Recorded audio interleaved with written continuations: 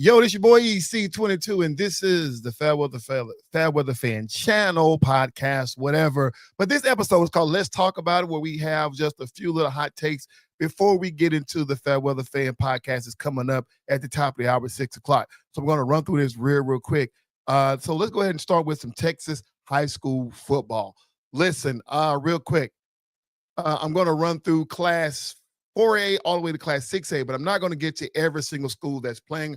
I'm going to give you the teams that I like and the team that I'm following. But if you want a full list, please go to Max Press, and I'll give you all the things of Texas high school football or any team in the country, no matter where you're coming from. But let me start with Texas 6A Division I. The team that I'm watching is none other than our Duncanville high school kids. They're going against Waxahachie at 3 p.m. Saturday at Midlothian ISD Stadium. So if you're a fan of Duncanville, get on over to Midlothian and watch them guys do it.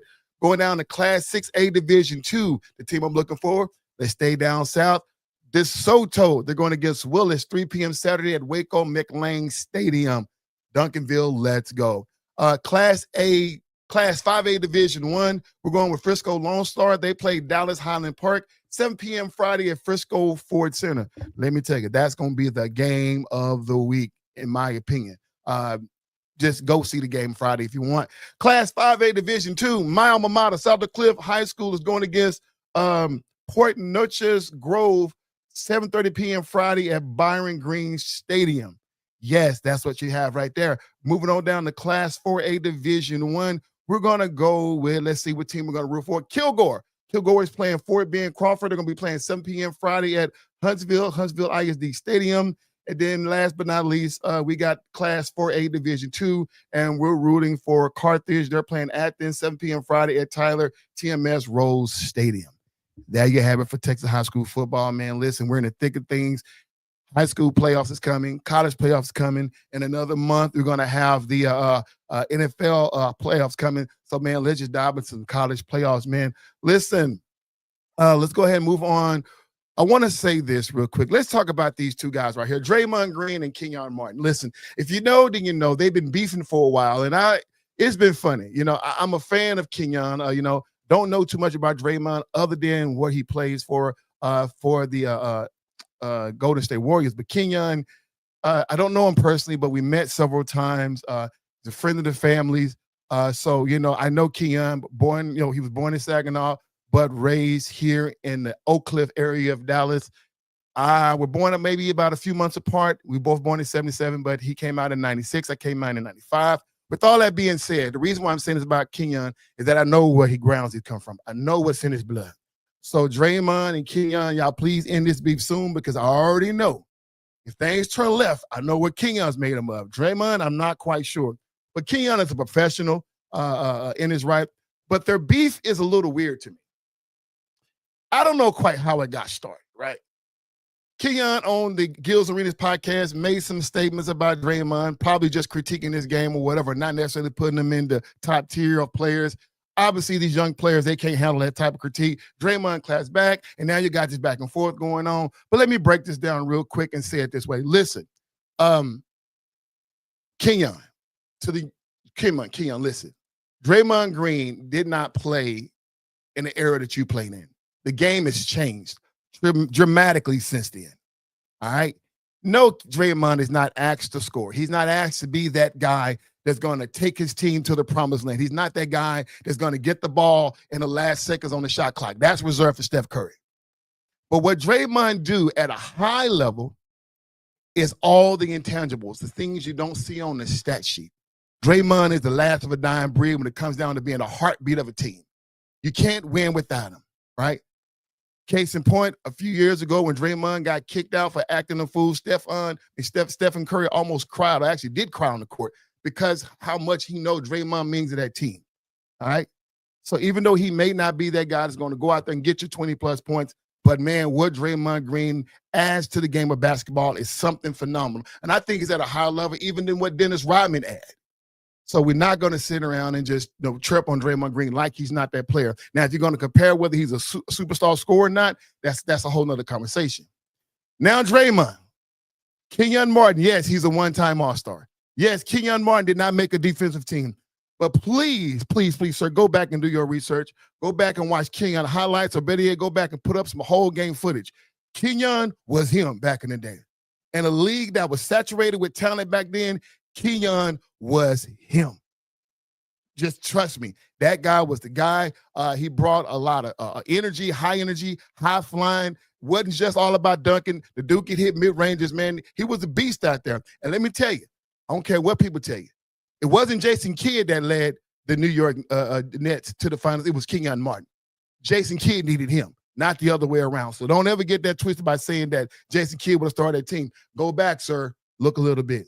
But at the end of the day, this feud between these two is much ado about nothing. Listen, guys, respect the game of basketball. The game is supposed to take an evolution step upwards, right? Respect it. You guys are playing two different positions, and your guys are asked to do two different things. Let me check on some comments real quick. I got, what up, Lou? Hey, man, listen, we're going to join Lou over there at Facebook Talk Radio here at 7 o'clock. All right. Thanks, Lou, man, for joining us. But back to hey, let's go ahead and get into some WNBA conversation real quick, man. Listen, the CBA, it already came out. So let me just go ahead and break it down for you real quick. The CBA, they came out with a $225,000 to $1 million salary for 1 year for these young ladies. And they sent this deal out earlier, but they sent the deal back because it did not add revenue sharing. So now this is a new deal. It includes revenue sharing, will get them a max salary upward $1.2 million plus, and then a salary cap of $5 million. So women, you got what you asked for. Please go ahead and sign this deal. I don't know what else you want. I don't know what percentage you're looking for. They're giving you everything you want. Get this thing signed. You don't want to get no season locked out because you got too many great players that's coming to the W that we need to keep this energy going. If you want to see the money grow, just go ahead and accept this deal. This is by far the most money any of you guys ever made because they said the average salary will be about $500,000. And remind you, your salary average was $225,000 for 4 years. $225,000 for 4 years. Then you're getting $500,000 for 1 year. Please make this deal and get this thing rolling, and then look up the next couple of years. You never know. All right. With that being said, listen. This is our mock draft or the projected draft. The Dallas Wings are number 1. Minnesota Lynx are number 2. Seattle Storm have placed in the draft number 3.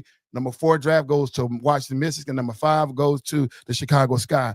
Man, there's a lot to say about this draft, man. Let me tell you, there's a lot of things that can go right or wrong. Before I get off, let me close with this, man. Listen. Lauren Betts, the Dallas Wings have an awesome chance to get Lauren Betts. However, we need a big. We do need a big. That's been our problem. We got 2 guards, no back, no front, front court. Lauren Betts and Iowa Fun would fit that category. So these are projected. Lauren Betts from UCLA, Azzy Fudd from UConn, Olivia Miles from TCU, Iowa Fun from Spain, and Flo J. Johnson from LSU. Listen. Straight up, we need a big. However, if we get Azzy Fudd, we may have to do some willing and dealing. The person I'm willing to go trade for, maybe Arika Gumawale to go to Seattle to get Dominique Falunga, and then we can have Azzy Fudd. However, get Lauren Betts or Iowa Fun would be a great addition to the Dallas Wings. Moving on over to the Minnesota Lynx, you don't need nothing. Just run the table. Either one of these ladies will fit. But if you want to add anybody, I would say go get the girl from Spain if you can, because you already got a post player. She can learn because she's only 19 years old from that. All right. Chicago Sky, I'm going to jump down to you. Listen, you know you need a guard. Flo J. Johnson that's where you're going to land. Either Flo J. Johnson or Olivia Miles. I like Flo J. Johnson a little bit better because I don't think that you guys have the talent that's going to accommodate Olivia Miles. Not saying Flo J. is not talented. She's very talented, but her game is a little bit common and reserved over Olivia Miles. You're going to have to get better. I'm not opposed to the fact you guys trading Angel Reese to maybe to go get a Lauren Betts or Iowa Fun or even Azzy Fudd. I don't know. But you need a guard. This team need to get better. Hey, y'all, that's a habit for this episode of Let's Talk About It. Join us in just a few minutes, man, like 2 minutes, man, at the top of the hour, 6 o'clock for the Fair Weather Fan Podcast. This is your boy EC22. See you guys in a bit. Thank you for watching. Once again, like, subscribe, share, leave comments. But most of all, people, join the conversation. And I am out.